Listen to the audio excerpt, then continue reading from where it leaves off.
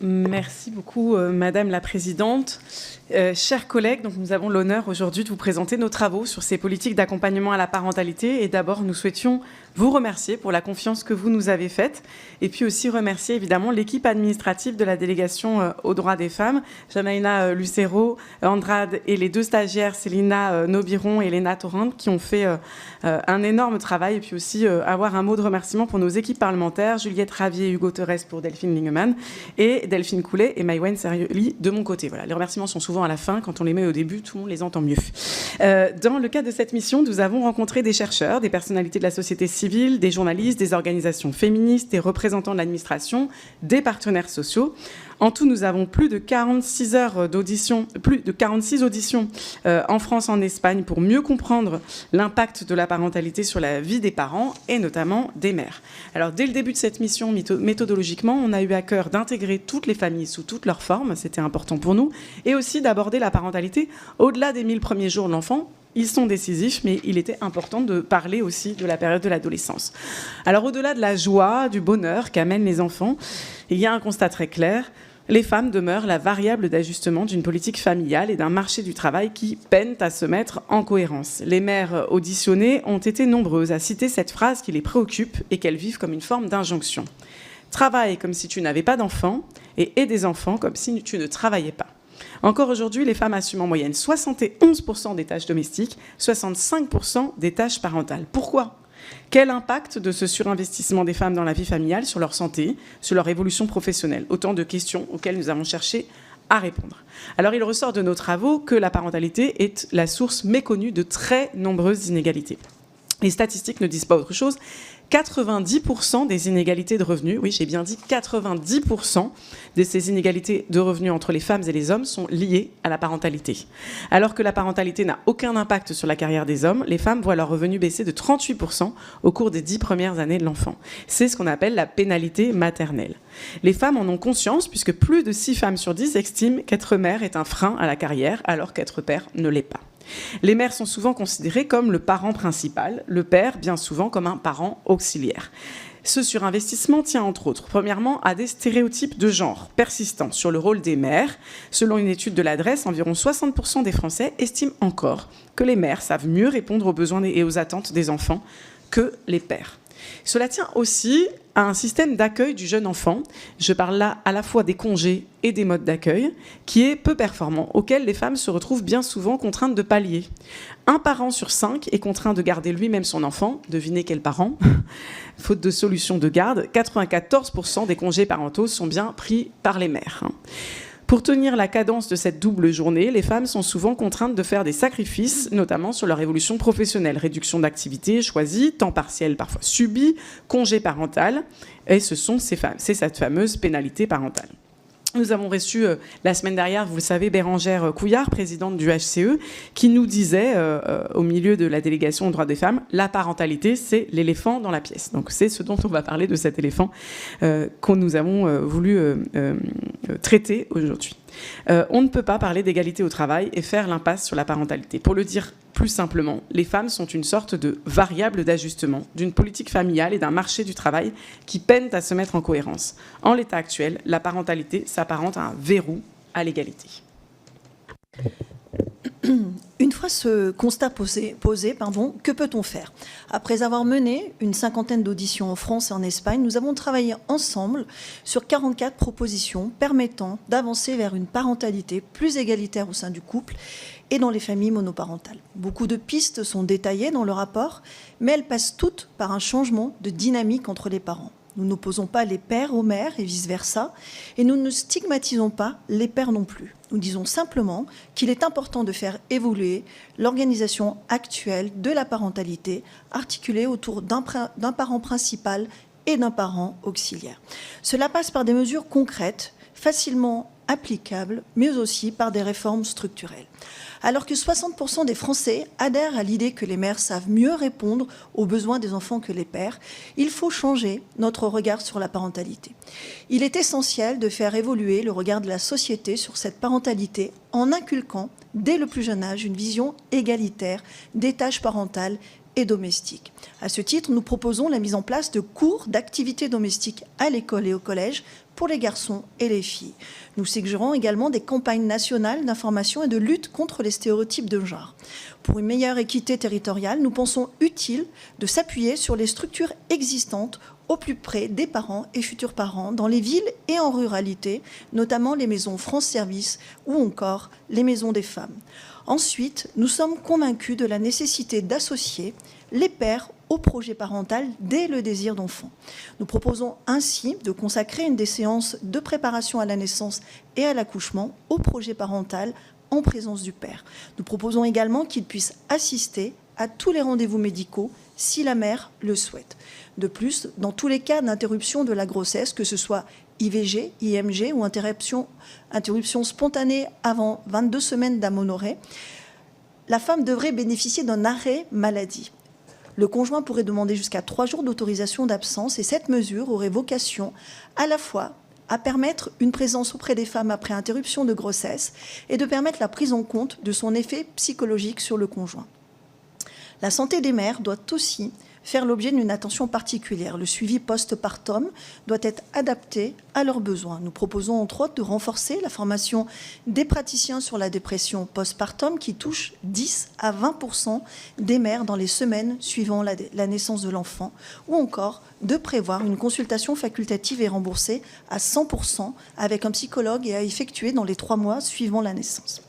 Alors que certaines entreprises en ont fait un véritable levier d'attractivité, nous considérons primordial de généraliser les bonnes pratiques de la parentalité au travail, en commençant d'abord par intégrer la parentalité au champ de la négociation collective sur l'égalité salariale, au même titre que les revenus et les conditions de travail. De même, nous visons la généralisation de la charte de la parentalité à l'ensemble des entreprises de plus de 50 salariés. Nous attendons également avec impatience les travaux de nos collègues de la délégation travaillant sur la mission d'information sur l'égalité salariale et notamment la réforme de l'index égalité professionnelle. Suivant l'avis de la Commission pour nos enfants et nos adolescents soutenir la parentalité, avec qui nous avons pu échanger, nous soutenons la proposition d'accorder aux parents des autorisations d'absence pour participer aux moments clés de la scolarité de leurs enfants, estimés à 4 demi-journées par an. Nous pensons aussi qu'il faut mener une réflexion sur l'organisation du travail, que ce soit les horaires atypiques ou les horaires de réunion avant 9h ou après 18h.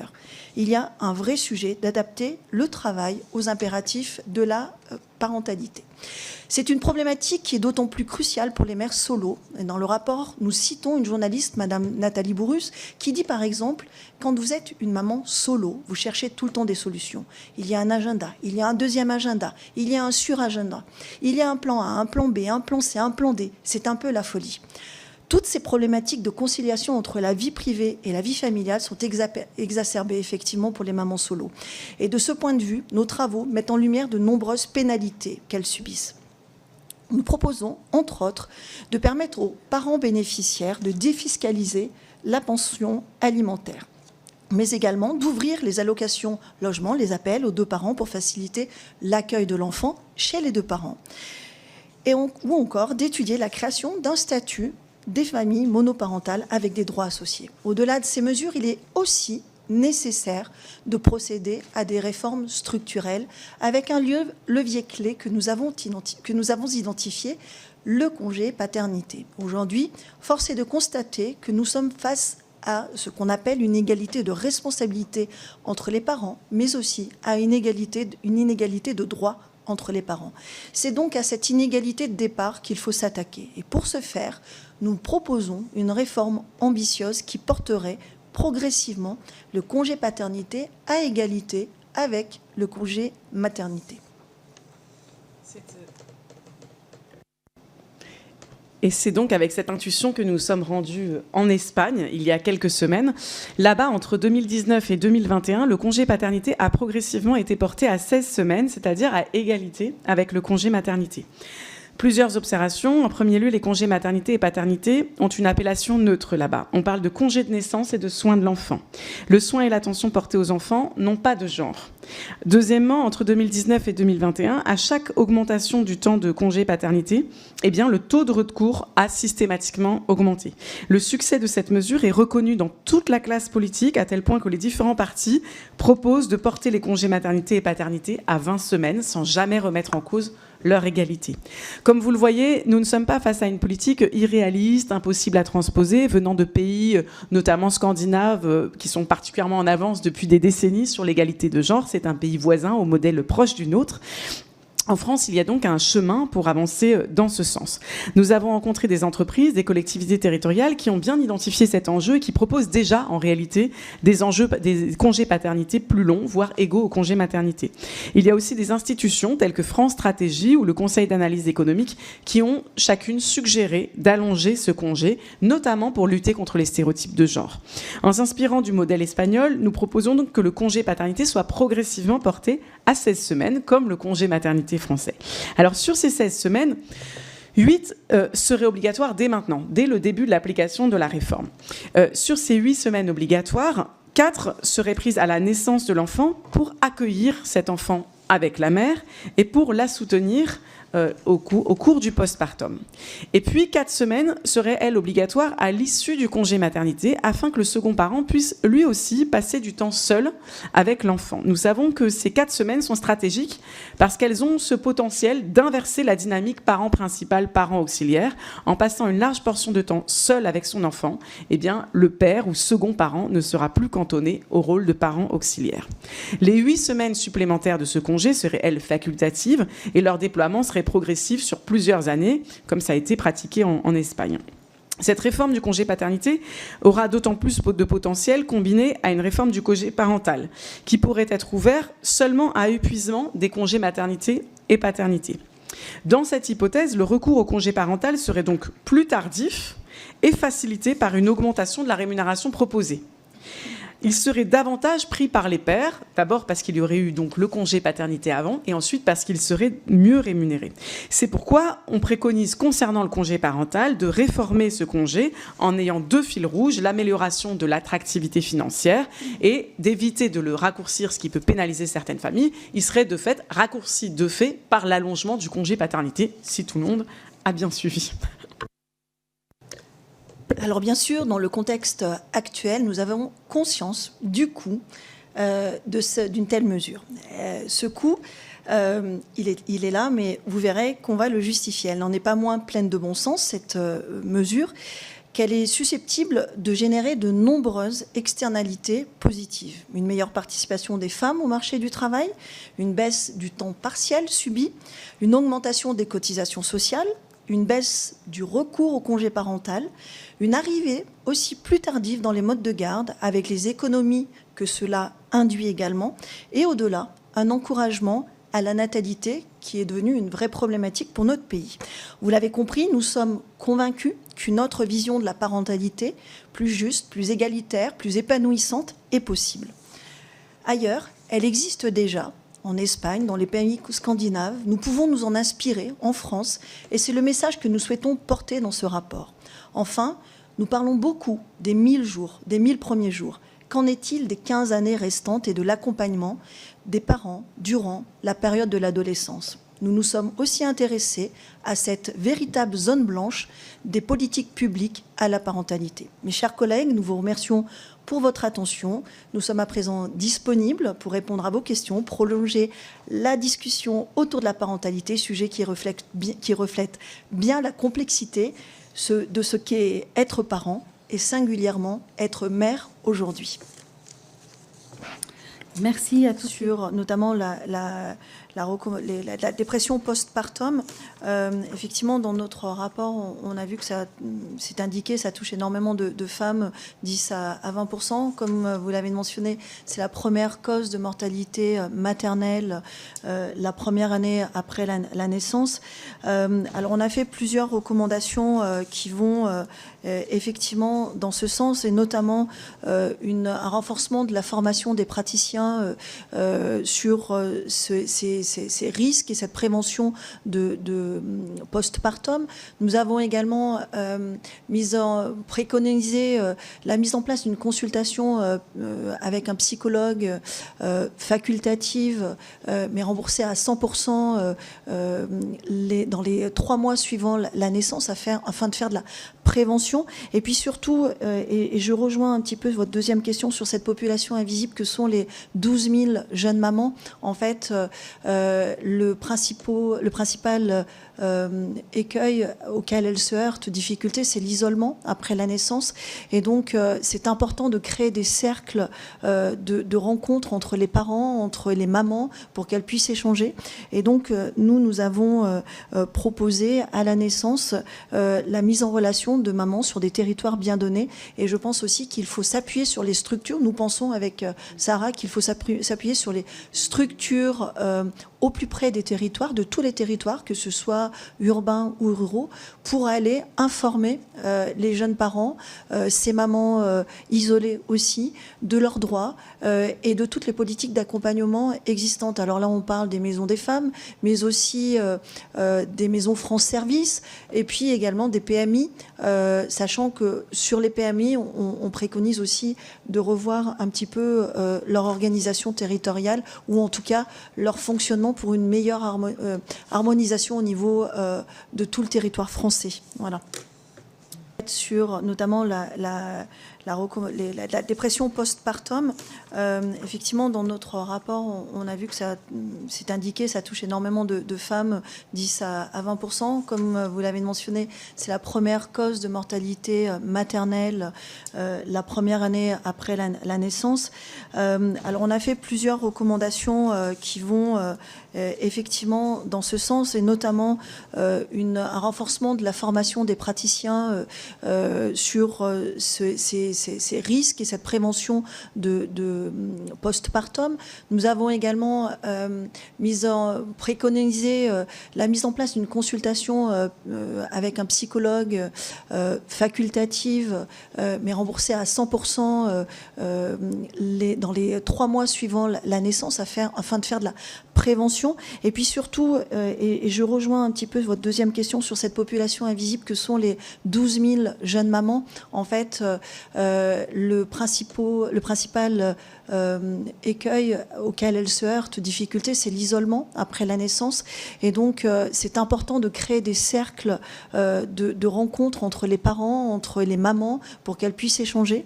Et donc, nous avons proposé à la naissance la mise en relation de mamans sur des territoires bien donnés. Et je pense aussi qu'il faut s'appuyer sur les structures. Nous pensons avec Sarah qu'il faut s'appuyer sur les structures au plus près des territoires, de tous les territoires, que ce soit urbains ou ruraux, pour aller informer les jeunes parents, ces mamans isolées aussi, de leurs droits et de toutes les politiques d'accompagnement existantes. Alors là, on parle des maisons des femmes, mais aussi des maisons France Service, et puis également des PMI, sachant que sur les PMI, on préconise aussi de revoir un petit peu leur organisation territoriale, ou en tout cas leur fonctionnement pour une meilleure harmonisation au niveau de tout le territoire français. Voilà. Juste sur la mise en œuvre progressive du congé paternité, il y a effectivement des aspects budgétaires et aussi, à notre sens, la nécessité d'évaluer nos politiques publiques, parce qu'on ne le fait pas assez. Et je pense que c'est important d'avoir une évaluation de ces politiques publiques avant d'aller plus loin.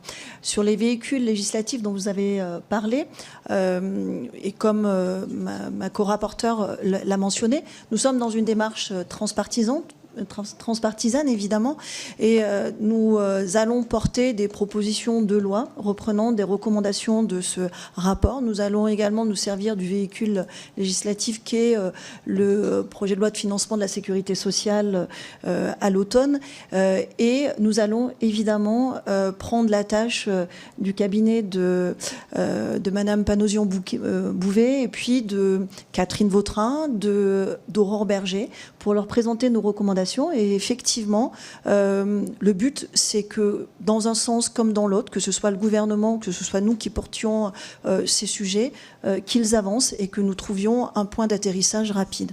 Je reviendrai peut-être sur la question sur les adolescents qui a été posée, je crois, par Sandrine Josso. En fait, nous avons effectivement identifié 2 problématiques pour les parents d'adolescents. Premièrement, c'est le décrochage scolaire.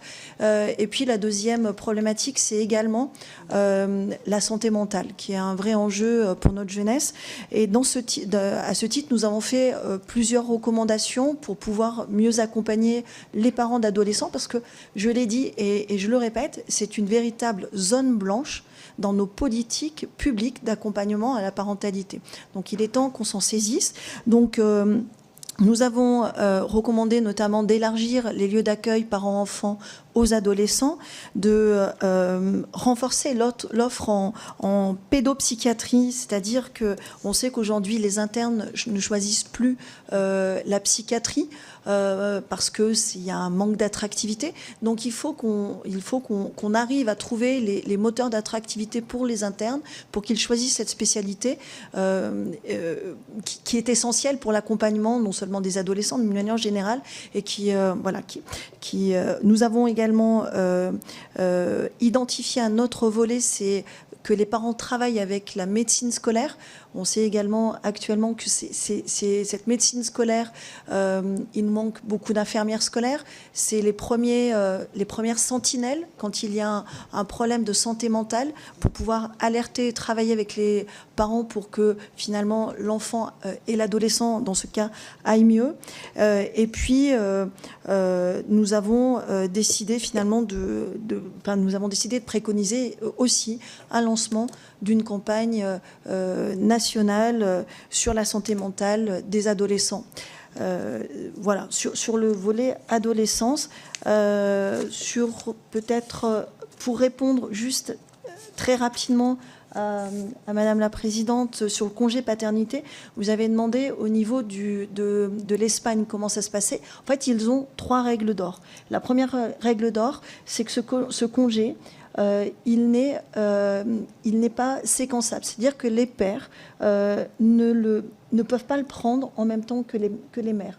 Parce qu'on s'est rendu compte que là où les inégalités se creusaient, c'était à la naissance, et notamment parce que le père ne se retrouvait pas assez seul avec l'enfant. Et donc, il faut créer des conditions pour que le père se retrouve seul avec l'enfant, qu'il ait les moyens de se retrouver seul. Et pour l'instant, il n'a pas les moyens, vu la politique d'accompagnement à la parentalité qu'on a. Et donc, d'où la volonté, finalement, de permettre au papa de jouer pleinement le rôle de papa et de s'imprégner de tout, de faire un véritable apprentissage de la parentalité grâce à une égalité entre le congé maternité et le congé paternité. Si je peux juste compléter, ces cours existaient il y a quelques années. Moi, j'en ai fait. C'est-à-dire que dans les cours de technologie, pour les députés qui ont un peu le même âge que moi, dans les cours de technologie, en fait, les filles réparaient des petites radios et les garçons cuisinaient. Et c'est vrai qu'il faut que ces cours de tâches domestiques soient vraiment pensés dans une égalité de genre. C'est-à-dire que les garçons participent à des tâches domestiques habituellement dédiées dans les normes sociétales aux femmes, et que les garçons aussi, et que les filles puissent aussi aller vers des tâches plus techniques, de réparation mécanique ou technique. Je vais enchaîner sur la parentalité au travail, parce que c'est une question qui a été posée. Et c'est vrai que le monde du travail n'a pas toujours été et ne s'adapte pas spécialement à l'arrivée de l'enfant dans un couple. Et les femmes sont les premières pénalisées, on l'a vu. Cette parentalité en entreprise, par contre, il y a certaines entreprises qui sont très, très vertueuses et qui en ont fait un véritable levier d'attractivité à travers notamment des dispositifs qui sont contenus dans le RSE. Nous proposons plusieurs recommandations pour aller droit au but, notamment généraliser la signature de la charte de la parentalité à toutes les entreprises de plus de 50 salariés pour qu'elles puissent finalement prendre en compte cet impératif de penser la parentalité pour leurs salariés qui soient parents, coparents, et c'est important.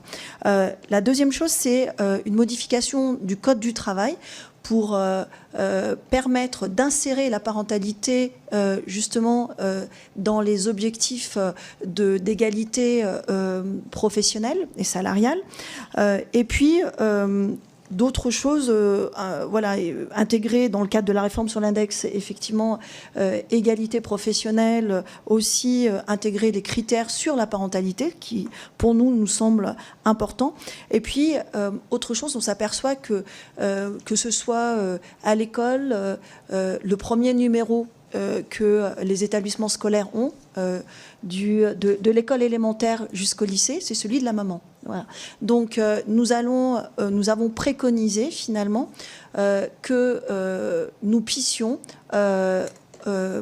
mettre en œuvre des autorisations d'absence équivalentes pour le papa et la maman par an. C'est-à-dire qu'il y aurait un quota pour enfants et notamment pour participer aux réunions parents-professeurs, pour les députés ici présents qui sont déjà parents, pardon, mais mis à part un homme que je salue, dont je salue toujours la présence, nous avons que des femmes aujourd'hui, encore une fois. Et ben c'est souvent aux réunions parents-professeurs, on voit que des mamans aussi. Donc les papas devront jouer, enfin pourront, parce que pour l'instant ils peuvent peut-être pas tous, pourront jouer leur rôle de papa à part entière grâce à ces autorisations d'absence qui seront équivalentes entre les pères et les mères. Ça c'est important.